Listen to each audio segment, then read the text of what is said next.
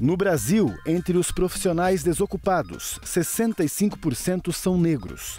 Mas quando estão empregados, ganham 39% menos do que os não negros. A cada 48 trabalhadores negros, um ocupa cargo de liderança. Enquanto isso, tem 1 a cada 18 não negros. Os dados são do DIEESE, o Departamento Intersindical de Estatística e Estudos Socioeconômicos. Nesse episódio de Foco ESG, vamos conhecer histórias que mostram como o preconceito ainda está presente no mercado de trabalho e a importância da promoção da diversidade para o desenvolvimento de profissionais e empresas. As nossas convidadas são Michele Salles, diretora de Diversidade, Inclusão, Equidade e Saúde Mental da Ambev. As empresas hoje estão começando a entender que, a partir do momento que elas respeitam essa singularidade e abrem os braços para a diversidade, né, para essa inclusão, as pessoas passam a desempenhar melhor justamente porque elas podem ser quem elas são. Quando a gente fala da representatividade não só dos nossos pensamentos, mas da nossa potencialidade, isso emana através do nosso comportamento, da nossa fala, da nossa comunicação, da nossa vontade, a nossa existência. E a partir disso, as suas relações dentro do ambiente corporativo, elas também são feitas de outra forma. E a Patrícia Silva, assistente executiva e integrante do Grupo de Afinidade Étnico-Raciais da Bayer. E agora as grandes empresas entendem que elas são parte importante da sociedade. Elas se veem hoje como um agente dentro dessa sociedade. Então, elas têm responsabilidade em promover a equidade racial. Não existe um trabalho, assim, são vários trabalhos em várias camadas complementares para trazer uma empresa mais diversa. E não adianta eu ter tudo isso e não captar novos talentos e não desenvolver novos talentos. Então, é todo um trabalho conjunto e de todas as áreas. Não é um trabalho exclusivo do RH, não é um trabalho exclusivo de I&D, é um trabalho de todos. De quem está na portaria da empresa a quem está lá na presidência como CEO. Esse é o momento do Foco ESG.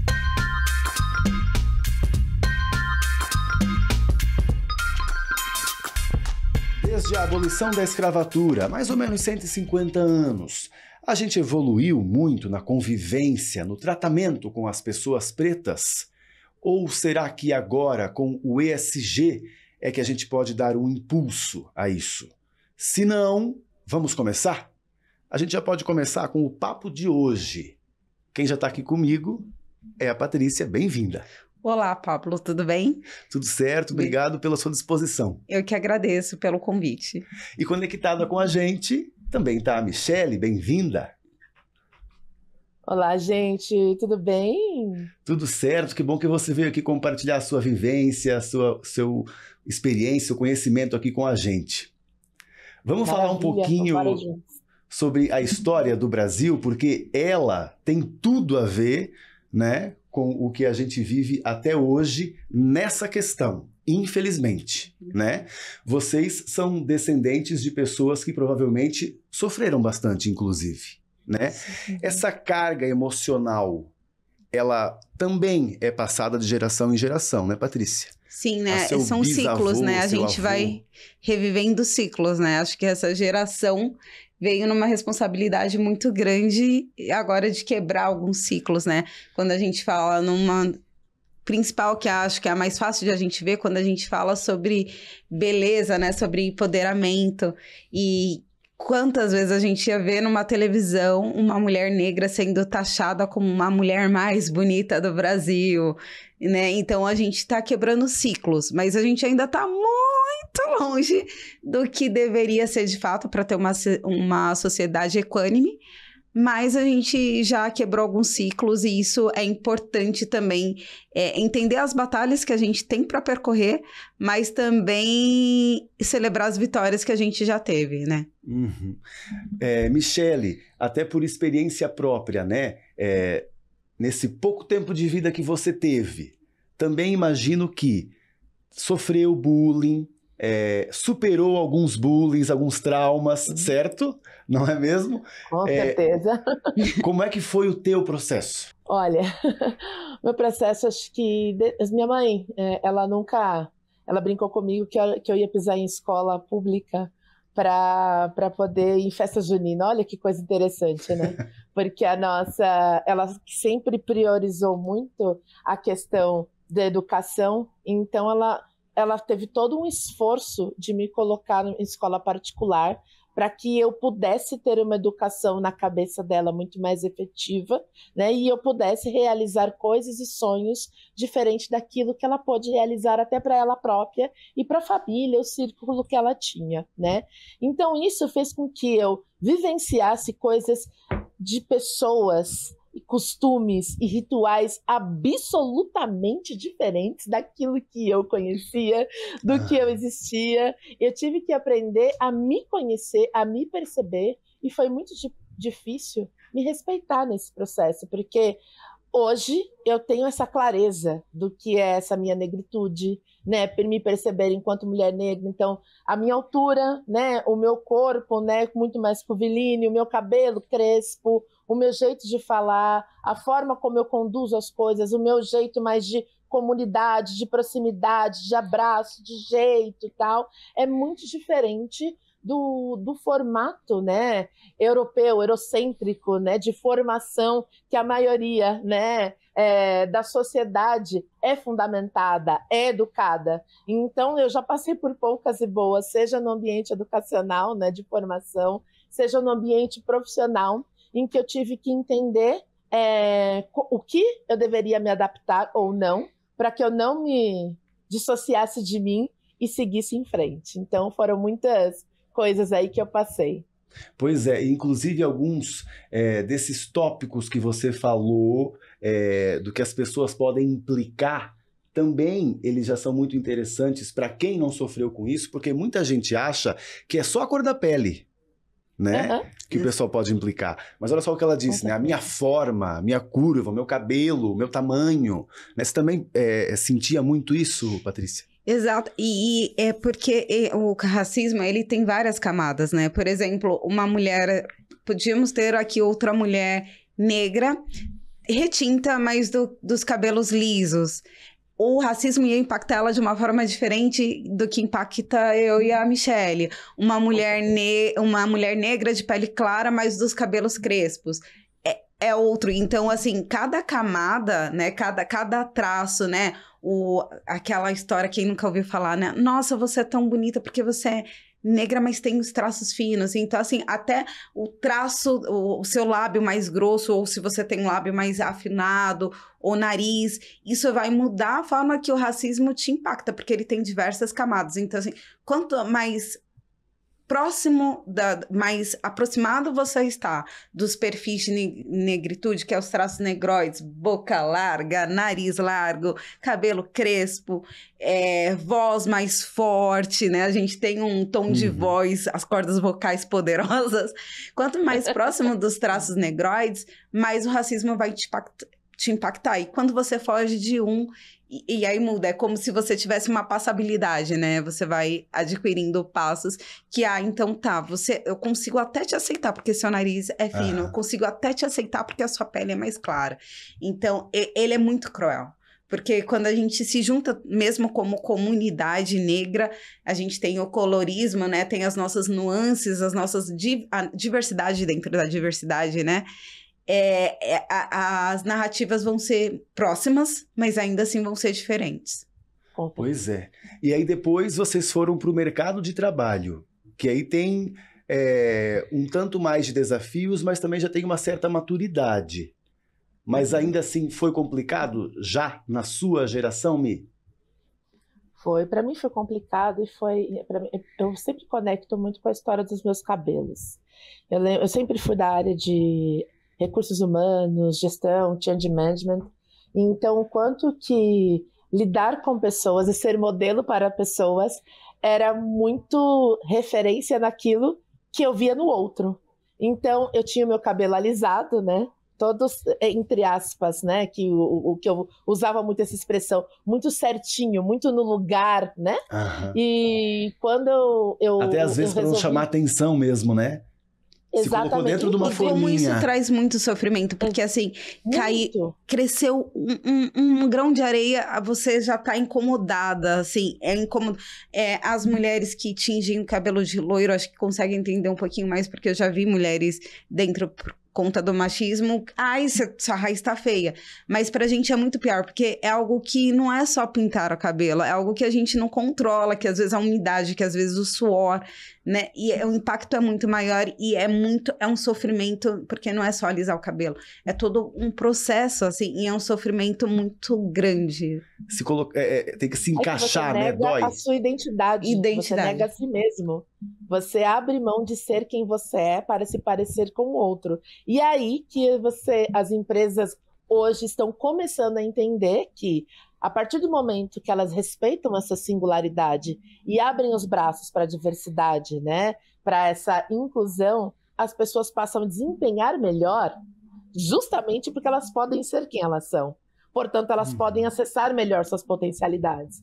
Quando eu fiz o meu Big Shop, que foi quando eu cortei o meu cabelo e deixei crescer o meu cabelo meu cabelo crespo, eu disse que as minhas potencialidades, as minhas ideias, e a Michelle cresceu junto.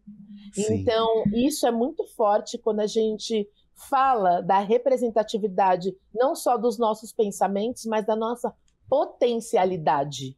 Isso emana através do nosso comportamento, da nossa fala, da nossa comunicação, da nossa vontade, a nossa existência. E a partir disso, as suas relações dentro do ambiente corporativo, elas também são feitas de outra forma. E aí que surge a inovação, dentre outras coisas, que hoje, no mundo corporativo, a gente adora tanto, né? Que por isso que os resultados das empresas vão mudando tanto. Mas é sobre um aspecto em que a gente passou a respeitar e a perceber há pouquíssimo tempo. E ainda nos tempos de hoje, as pessoas ainda são questionadas sobre as suas, né, por que a sua unha é de determinado jeito, por que você está de trança, por que você está de dread, sendo que a formação, o pensamento é conduzido, né, através do sistema neurológico e não pelo formato do cabelo que você está. Exato. E é bem o que você falou, assim, é de aumentar as potencialidades, é entender que as empresas que fazem isso, elas não estão fazendo um favor para as pessoas negras.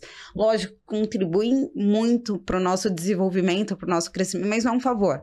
A empresa ganha com isso, porque no lugar de eu ficar me preocupando se meu cabelo tá pro alto, se tá pro baixo, tá pro lado, eu tô preocupando se as minhas entregas estão sendo feitas, eu consigo direcionar meu foco e tirar meu foco das superficialidades. Então a empresa ganha muito mais com isso, porque ele vai ter um colaborador que vai estar produzindo muito mais, porque ele vai estar focado no que de fato interessa para a empresa. Eu penso que é uma questão de pertencimento, né? Enquanto a gente estava muito nesse processo eurocentrado, essa questão do pertencimento, ela ficava muito perdida. A partir do momento que você conhece mais, estuda mais sobre a sua origem, né, você entende qual é a sua comunidade, você entende, por exemplo, eu sempre, minha avó, minha mãe sempre fez trança no meu cabelo, depois eu passei a alisar e eu voltei a fazer tranças no meu cabelo. Então, qual que é a origem da trança? Por que fazer trança? Por que ela é ancestral? Né? Tem toda uma simbologia em que as mulheres negras, desde sempre, faziam tranças no cabelo e elas, inclusive, faziam para ter um processo de sobrevivência e comunicação entre elas, né? Isso de forma muito antiga. Hoje a gente utiliza isso também para um processo de comunicação nosso. A gente fala, né, sobre isso dentro da comunidade, entre nós mulheres. São as cores, são os tipos de trança, são os tipos de cabelo, são os comprimentos desses cabelos e como que a gente também se comunica dentro do ambiente corporativo a partir disso, né? Porque isso fala do empoderamento e, de novo, eu vou usar a palavra potencialidade porque fala, oi, eu estou pronta para usar minha trança, eu estou pronta para entregar um projeto incrível, porque eu estou dona de mim. Então, eu estou dando para fazer esse projeto também. Então, isso é uma forma de comunicação importante que está sendo... A gente fala muito sobre o aquilombar enquanto pessoas negras, mas o quanto que a gente está mostrando esse modelo de comunicação para o mundo, né? E a gente consegue fazer uma conexão maior também dessa cultura. Então, as pessoas costumam racializar a comunidade negra, né? Falando que somente as pessoas negras têm raça. Só que a raça é para todas as pessoas, né? Afinal de contas, em algum momento, pessoas brancas foram lá e criaram a questão de raça. Então, o quanto que a gente precisa racializar a todas as pessoas, ter essa percepção e conectar essas culturas para que a gente possa, de fato, viver em diversidade e viver em inclusão. Enquanto a gente, né, tiver essa percepção de colocar isso de forma muito individual, né, de colocar isso somente para esta comunidade, a gente não consegue agregar, a gente não consegue, eu vou usar, não sei se essa palavra é melhor, tá, mas comungar, né, nesse processo. Tá? Então, acho que a gente tem essas possibilidades aí, e isso vem muito forte no mundo corporativo, quando a gente vê a conexão em projetos, a conexão em times, a conexão em lideranças, e isso é muito legal. Isso vai abrangendo de outras formas. Eu falo que é um ritual do indivíduo que vai para o time, que é muito importante. Mas vamos falar ainda sobre esse começo do mercado de trabalho. Eu quero também ouvir da Patrícia, né? Teve momentos que, inclusive, porque a gente não estava nessa fase ainda, mas se sentiu insegura? Muito. E é difícil você... É tão normal, né, o racismo dentro da sociedade, que é difícil, às vezes, a gente identificar que aquela questão era uma questão racial e a gente traz isso como um peso de um problema meu. Né? Eu gosto muito do filme Dois Estranhos, porque ele mostra... se encaixa em várias questões da vida, né?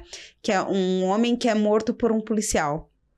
E ele vive um looping daquele dia. E ele vai mudando o comportamento dele para que aquele dia não acabe com o assassinato dele.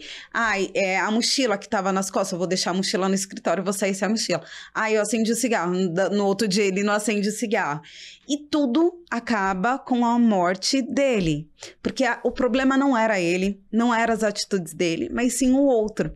E quantas vezes dentro do processo, dentro do mercado de trabalho, a gente se culpabilizou por situações que o problema não era a gente. Não era a minha forma de falar assim... Nós, né, acho que Michele também deve ter vivenciado isso. Mulher negra, a gente é tida como agressiva. Mas simplesmente porque a sociedade nos vê com como assim você, serviçal, está respondendo para mim? Como você, serviçal, está me falando que eu não posso? E eu hoje eu sou assistente executiva, mas eu atuei na área contábil, atuei na área fiscal. Então, principalmente na área fiscal, eu tive que falar muitos nãos, né? Não pode. E não é a Patrícia que está falando, é a legislação. Eu não tenho o que fazer. Mas um não da Patrícia e um não do Pablo é diferente. E o meu não, por mais que eu molde o não e faça... Fala de um jeito muito suave. Vai ser agressivo. E eu me culpabilizava por isso. Eu falava... Sempre quando eu ia falar, qual é o seu defeito? É que eu não sei falar, porque eu falava assim, você tem que falar um não, que parece um sim. Mas para mim, não é não, sim é sim, simplesmente assim, não é sim. Sim não é não. É não, sim, sim. E como é que eu vou falar isso? Então, acho que é a forma que eu falo, vou falar mais baixo, mas... Cara, meu tom de voz é assim, minha voz é mais grossa do que a mulher eurocentrada e eu não tenho como eu moldar as minhas cordas vocais. E isso me trazia um sofrimento muito grande, porque eu vivia nesse looping de tentar mudar algo porque o problema não era em mim. O problema não era eu falar não, nem a forma que eu falava não. O problema era uma pessoa no meu estereótipo, uma mulher negra, periférica, estar falando não para um homem branco, cis, heteronormativo, né? Então, essa era a problemática. E aí... Eu demorei mais de 30 anos para entender isso. E aí, hoje no meu time, eu falo muito não. Eu trabalho num time que é bastante homem. E eu vivo falando não. Isso é normal, tá? Eu falo não e eles falam, a Paty vai dar uma bronca lá na gente. Olha, vamos andar na linha, né? E ainda eu brinco que eu falo que eu ando com a Havaiana de pau na minha mesa. E eu falo, a Havaiana de pau vai rodar. E eu nunca tive um feedback com esse time de ser taxada como, a Paty é agressiva. Não, a Paty cuida da gente. Não, a Paty não deixa a gente fazer coisa errada. Então é diferente, porque eu continuo sendo a mesma. O meu tom de voz continua o mesmo, não mudou. Para mim não é não, sim é sim, mas mudou a forma que as pessoas me enxergam dentro entendem que, ok, esse é o papel dela, né? Ela não tá aqui para me servir, ela é aqui minha par. E ela tá aqui para executar o papel dela, assim como eu tô como o meu. E o papel dela, às vezes, é me dar alguns nãos. E isso é muito interessante, mas é uma jornada, como eu falei, eu cheguei na Bayer com quase 33 anos. Então, foram 33 anos dentro de um mercado vivendo isso. Então, imagine o sofrimento. Imagine quando eu tinha que responder um e-mail para falar alguém que não podia. No lugar de eu responder fazer 2 minutos um e-mail e falar, olha, não pode porque a legislação X não deixa, eu tinha que falar, olha, não pode porque vejamos o papel amarelo, a lua é azul, não sei o que, para poder falar. Então, o tempo que eu perdia com isso, quanto dinheiro estava parado por causa de um e-mail, porque a Patrícia, uma mulher negra, não podia falar não, né? Sim. Eu me fiquei com 2 sentimentos, inclusive, agora. Porque tu acabou demonstrando que, né, apesar de que foram 30 anos, né, Paty, houve uma evolução. Olha, graças a Deus. Agora, né? Agora eu trabalho com um monte de homens e eu digo não pra eles, tá tudo certo, né? Que bom. Mas, lógico, é porque vocês hoje participam de uma cultura organizacional diferenciada, né? A Michele também, né? Mas como é que foi aí, inclusive, Michele, como foram essas suas 2 fases, né? E até conta pra gente a transição para uma empresa, então, que tem um programa que acolhe, né? E que dá esse poder para vocês. Eu acho que eu vou até pegar o gancho de algumas coisas que ela trouxe, porque faz falar exatamente de uma das condutas que a gente tem hoje. Imagina o trabalho, o impacto que é esse sentimento de incerteza, de dor, do que o outro vai sentir. É o dobro, o triplo de tempo, de dedicação, né, de investimento emocional, não só de tempo mesmo de trabalho, para que as coisas saiam, né? Então é muito mais difícil para as pessoas negras muitas vezes. Então, aliás, a maioria das vezes. Então, o aspecto de saúde mental da população negra, ele é muito mais pesado, né? E aí vem muito do trabalho que a gente faz dentro da Ambev. Hoje, né, eu toco a diretoria de diversidade, equidade e inclusão e saúde mental. Por que a gente tem essa conexão, né? Justamente porque a gente fala o quanto que a gente olha para essa pessoa, para esse indivíduo e faz com que o ambiente da Ambev, né? A gente trabalha o ambiente da Ambev para que esse ambiente seja o melhor lugar para que essa pessoa se sinta bem naquele ambiente e ela possa ser quem ela de fato. Porque não basta a gente ser diverso, colocar um monte de gente preta dentro da empresa e ter um ambiente totalmente tóxico, né? Não, você já precisa... demos uma oportunidade para você. Porque e aí? As pessoas chegaram aqui na empresa, na portaria, e vão deixar a gente vive numa sociedade que tem um racismo estrutural e mas chegou aqui na porta da empresa, as pessoas vão pegar, colocar no potinho e vão entrar. Não, as pessoas, elas entram nas empresas com toda essa carga que elas aprenderam, que elas foram criadas dentro da sociedade. Então, a gente tem que estar preparada para tratar essas pautas aqui, porque a pessoa não muda da portaria da empresa para fora, da portaria da empresa para dentro. Então, precisa cuidar, porque senão vou ter um monte de gente preta aqui que não vai conseguir trabalhar. Sim. Um bom parêntese que você fez, Paty, até para também chamar a atenção de quem nos acompanha agora, né? De que é importante perceber isso. Não é só contratar, não é apenas uma cota, né? Exato. Já passamos há muito tempo, né, Michele? Agora a gente não é um também... processo só de representatividade, né? Não é só ter as pessoas dentro. É de inclusão, de equidade. Eu falo que parece que são troféus, né? As pessoas entram, assim, olha ali tem... Posso tirar uma foto? E não é sobre isso, né? É sobre você ter pessoas que conseguem ter suas vidas ali dentro, se desenvolver, ter qualidade de vida e perceber que aquele ambiente é um ambiente positivo para que ela esteja ali. Ela tenha confiança, ela gere isso.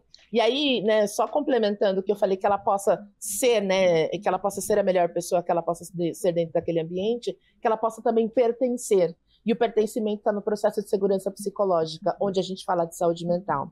Então, são os 2 pontos que a gente trabalha dentro da diretoria da saúde mental e de diversidade, e a gente conduz todos os programas dentro disso. Então, nossas entregas de todos os programas têm essa transversalidade, que cuida do processo de diversidade, né? E aí fala, com certeza, de todo o histórico de negritude, por exemplo, dos programas raciais, mas também fala de todos os aspectos de hard soft skills, de mercado, de comportamento, de cultura, mas também fala desse preparo de saúde mental e como que a gente lida com esse mundo corporativo que a gente, enquanto pessoa negra, muitas vezes não foi preparado para isso.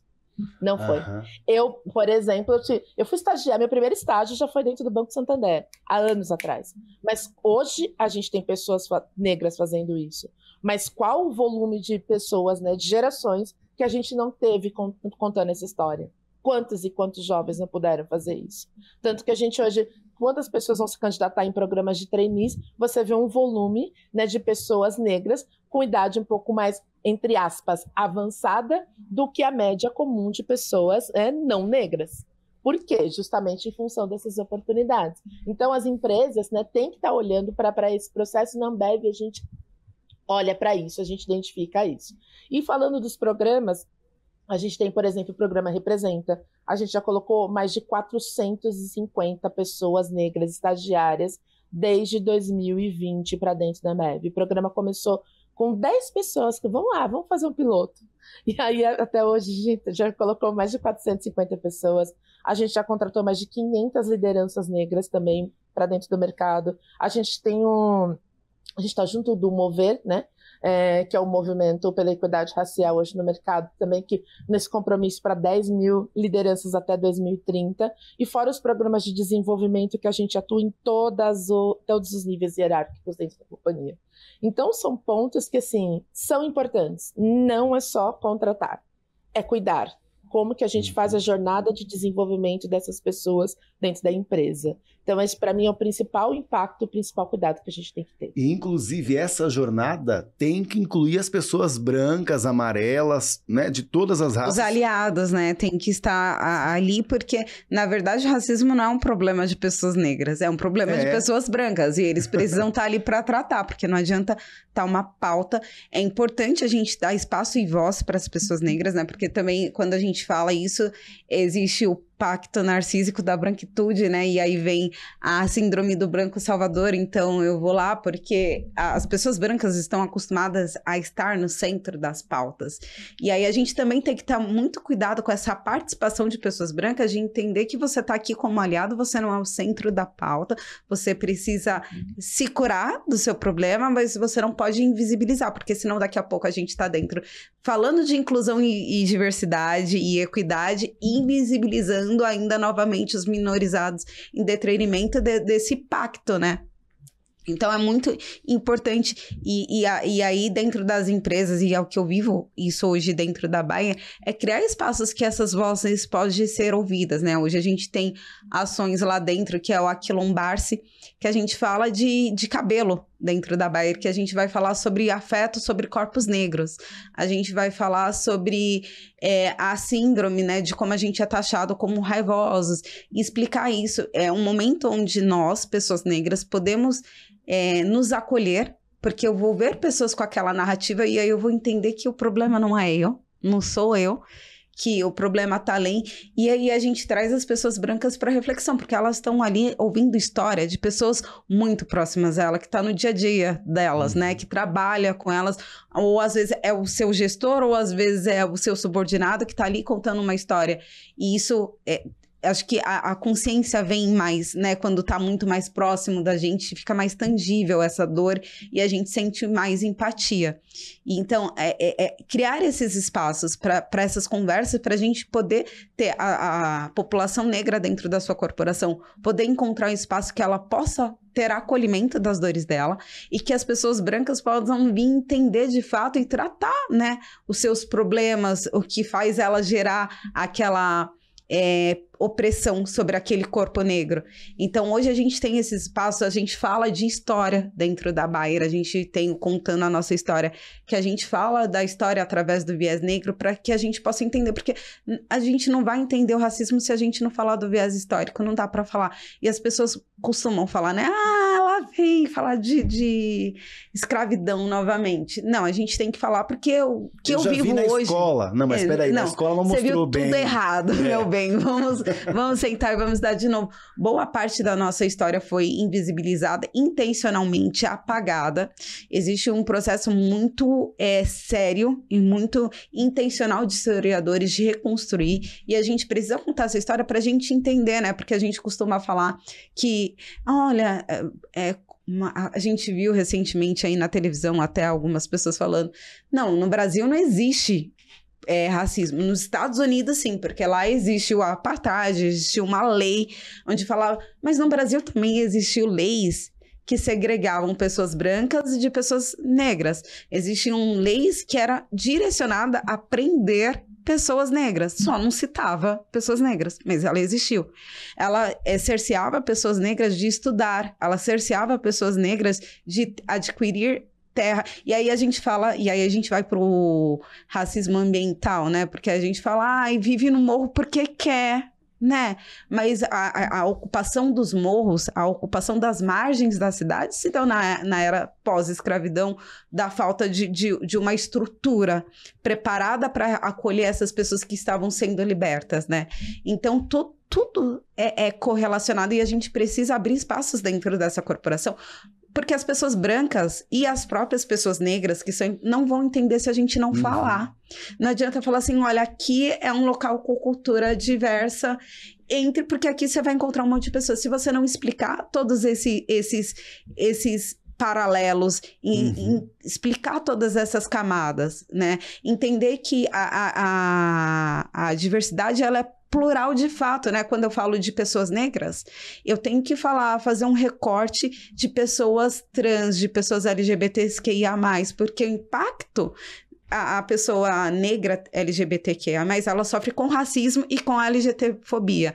A mulher negra, ela sofre com racismo e com machismo, né? O PCD negro, ele vai sofrer... Então, os impactos vão ser diferentes e a gente tem que entender essas camadas. Não adianta falar assim, olha, vocês vão falar só de racismo, você vai falar só de gênero, você vai falar de LGBT e tá tudo bem. Não, eu preciso falar essas camadas, ter a interseccionalidade e abrir espaço para que isso seja falado. Sim. E aí sim, a gente tem uma cultura organizacional que vai acolher, que vai ter um ambiente de fato saudável para as pessoas, e aí tem os outros mecanismos, né? Então, a empresa precisa entender essa necessidade diferenciada desses colaboradores para dar o suporte adequado. Sim.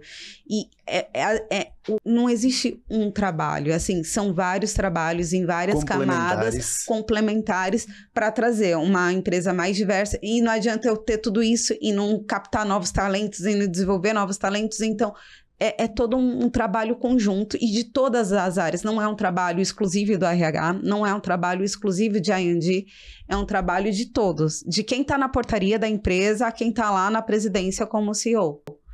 Não adianta só fazer um programa, de novo aquilo, né, de contratação. É todo um trabalho realmente. Você acha que o ESG, ele pode impulsionar isso? Você está vendo como positivo esse movimento, Michele? Para a gente encerrar, inclusive, essa consideração. Não, com certeza. Ele mantém o processo impulsionado, né? Porque a gente faz a conexão diretamente com, assim, o quanto que ela já colocou no detalhe, né? A nossa vivência enquanto ethos da pessoa negra, e a gente traz essa pessoa negra para dentro do ambiente corporativo. Essa pessoa negra, por estar dentro do ambiente corporativo, ela não deixa de vivenciar os impactos de onde ela mora, da distância, por exemplo, até a empresa, do que ela come, do que ela não come, do impacto da família, de ter água, não ter a melhor água ou não disponível, sistema de internet, transporte, dentre outras coisas. Então, todo o processo de solução que a gente pode pensar, né, para fora, e a gente impacta enquanto empresa, é importante para a gente solucionar, mas também para dentro, que a gente pense em políticas que apoiam esse processo. Então, por exemplo, a gente vai fazer um programa de estágio. Então, o que a gente vai fazer de diferencial, por exemplo, para as pessoas negras que vão fazer o programa de estágio? A gente vai dar o programa de estágio, sei lá, com adiantamento salarial, como a gente fez na Ambev? Antes da pessoa entrar para trabalhar, a gente já dá 1 mês de salário para que a pessoa possa se preparar antes para chegar na companhia. Porque muitas vezes a pessoa fala, putz, às vezes não tem uma roupa, não tem isso, não tem aquilo. Então, como que a gente apoia essa solução? Então, são esse tipo de coisa que a gente tem que fazer a conduta. Uma bolsa de inglês, ela vem como para pessoas negras? Então, como que a gente faz os caminhos? Então, até os benefícios. Hoje, você falou super, né, da questão dos psicólogos. Hoje, as pessoas psicólogas que nos atendem, a gente tem a lista das pessoas que são especialistas para atender pessoas LGBTQIA+, pessoas negras, pessoas PCDs, pessoas trans. Isso é super importante, porque faz parte da pessoa estar bem. Não adianta a gente falar, a gente tem uma área de saúde mental. Com qual qualidade? A área precisa fazer um atendimento efetivo para essas pessoas, né? Então, isso precisa estar presente nas ferramentas, na governança. Então, o ESG, ele está muito presente no D, né? No G, dentro da empresa, nesse processo, né? E como hoje, falando das responsabilidades, a escuta ativa para a gente, que é algo inegociável dentro da companhia, é muito efetivo. Quando a gente escuta todo o time, a liderança pega esses inputs e a gente consegue fazer transformação junto de todo o time para fazer com que essa governança aconteça para todas as pessoas. E isso faz que a gente consiga também ter a atuação de prosperar para todas as pessoas e prosperar também para o negócio. Sim, não tem como. A gente fez, por exemplo, um programa que a gente fala para os nossos fornecedores diversos, em que a gente conseguiu ter um volume de contratação de fornecedores negros, uma cadeia que, assim, é incrível. Quanto, assim, a gente tem mais de 5.000 fornecedores negros cadastrados e a gente conseguiu já investir mais de 80 milhões em pessoas fornecedoras negras. Então, assim, é super importante. Quanto que a gente fomenta esse mercado? Porque uma coisa a gente sabe, a Ambev vai consumir, mas a gente vai conseguir ter essa intencionalidade deste consumo para fazer com que esse mercado gire de forma efetiva? Então tem que ter prática, tem que ter execução, tem que ter intencionalidade, e tem que ser modelo e tem que ser referência para o mercado. E as empresas grandes podem fazer isso. Inclusive, eu sempre tenho muita atenção nisso, né? Do quanto as empresas grandes podem trazer esses modelos para que a gente, então, realmente mude em cadeia, né? Será que daqui pouco tempo, também estou a consideração final agora, essa evolução, a gente quase que não vai mais precisar falar disso? Olha, eu estou bem crente, viu? Que a gente vai ver isso perto dos 50 ali, que você já implicou que nós estamos perto dos 40, acho que ali perto dos 50 a gente já vê isso aí. Eu acho que a gente vai estar muito mais próximo, porque a gente tem... o ESG vem exatamente mostrar isso, né? A gente, antigamente, a gente aprendia na escola, né? Via a empresa como umas grandes corporações como algo segregado da sociedade, né? Existia as grandes corporações e existia a sociedade. E agora as grandes empresas entendem que elas são parte importante da sociedade. Elas se veem hoje como um agente dentro dessa sociedade. Então, elas têm responsabilidade em promover a equidade racial, elas têm importância em combater a LGBTfobia, porque se ela não falar sobre isso, porque ela tem voz, ela não usar a voz dela sobre isso, a gente vai continuar vivendo numa sociedade sem desenvolvimento. E essas pautas são importantes para que a sociedade se desenvolva como um todo e, obviamente, essas empresas se desenvolvam junto, né? Uma empresa não desenvolve com uma sociedade atrasada, ela precisa que a sociedade evolua para que ela evolua também. Eu acho que o ESG vem falar assim, empresa, você faz parte dessa sociedade, e eu acho que as empresas como a Bayer, como a Ambev, que entenderam isso antes do ESG bater na porta, já começaram a agir, né? A gente fala sobre locomoção, hoje a Bayer, ela fica perto de uma periferia, né? Eu moro próximo ao Capão Redondo, a Bayer está a 4,5 km de mim. Então, a localização da empresa é um posicionamento político, porque imagine quanto essa empresa já foi pressionada por pessoas que não são dali de perto, porque de Moema para Bayer é mais longe do que do Capão para Bayer. Então, quanto ela não foi pressionada para ir para Berrini, que é onde está a maioria, que tem toda uma glamorização, né? E a Bayer permanece ali dentro de uma sociedade periférica e mais próximo, mais acessível para essa população. Então, até o posicionamento onde a empresa vai, a geolocalização dela também é um posicionamento da onde ela quer estar, ela quer estar ali perto da comunidade. É difícil você ver uma unidade da Bayer que ela vai estar perto de outras empresas. Geralmente ela está na comunidade. Isso fala muito sobre a empresa, né? Se você for em São José dos Campos, se você for na maioria, é raro. Existem, mas é raro onde ela tá ali num local totalmente industrial. Geralmente vai ter a casa do senhorzinho ali do lado, sabe? Vai ter crianças brincando na rua, porque é isso que é a Bayer. Hoje ela é um agente integrante da comunidade e ela age como tal, assumindo as suas responsabilidades, inclusive entendendo que a gente tá trabalhando, a gente tá numa jornada, que a gente não está com essa jornada concluída, que a gente tá olhando para dentro da empresa. Recentemente a gente fez um censo, né?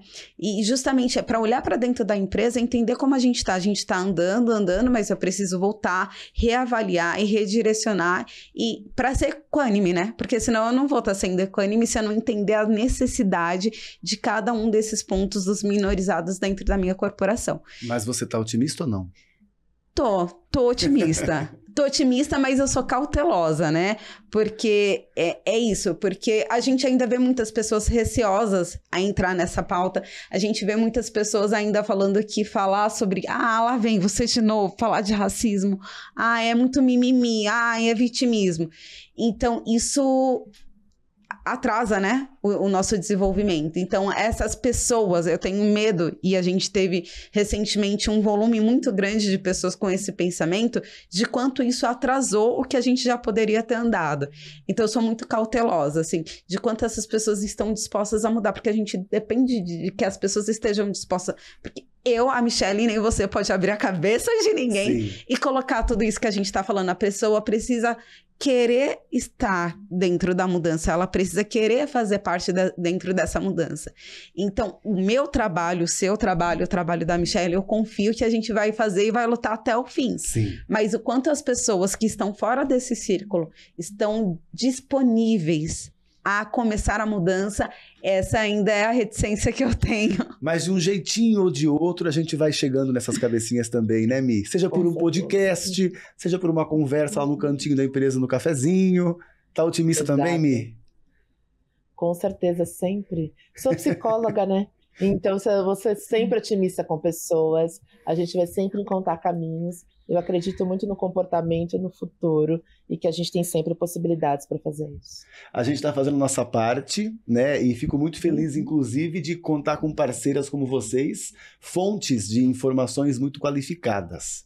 Michelle, parabéns pelo teu trabalho, obrigado por ter aceitado o nosso convite. Continue e venha mais. Obrigada. Combinado, obrigada. Obrigada, Mi. E parabéns pelo trabalho. Parabéns para vocês também, hein, pelo trabalho na Ambev. E vamos conversar aí, hein? Trocar figurinhas. Patrícia, também, muito obrigado pelo teu tempo, pelo teu conhecimento compartilhado aqui com a gente. Parabéns. Eu que agradeço. Muito obrigada pelo espaço de fala, por trazer essa pauta tão importante pra gente, né? Uma pauta muito cara, não só para a profissional Patrícia, que atua dentro de uma empresa, mas para Patrícia, uma menina negra, periférica, PCD. Eu acho é a minha vida, né? É uma pauta que eu trabalho dentro da minha corporação, é a minha pauta de vida, né? Sim. Falar sobre a minha existência. E mesmo cautelosa, como você falou, muito corajosa e que vai abrir mais caminhos para outras meninas, outras Patrícias, com certeza. Obrigada. Você também, muito obrigado. Que bom que você está nessa com a gente, porque é pelo nosso futuro.